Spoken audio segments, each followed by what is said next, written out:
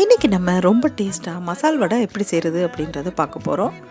ஒரு பவுலில் 1.5 கப் கடலைப்பருப்பை சேர்த்துருங்க. இதில் தண்ணி சேர்த்து 4லேருந்து 5 மணி நேரம் ஊற வச்சுருங்க. இப்போ நான் ஊற வச்சு நல்லா கழுவி வடித்து எடுத்து வச்சுருக்கேன். இதை மிக்ஸி ஜாரில் சேர்த்துடலாம்.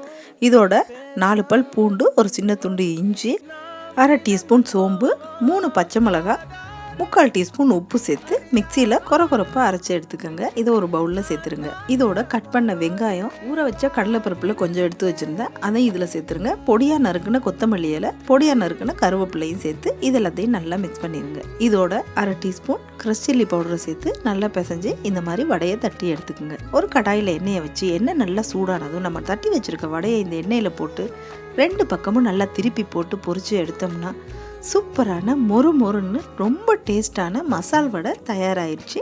மறக்காமல் நீங்களும் ட்ரை பண்ணி பாருங்கள். எப்படி வந்திருக்கு அப்படின்றத எனக்கு கமெண்ட் பண்ணுங்கள்.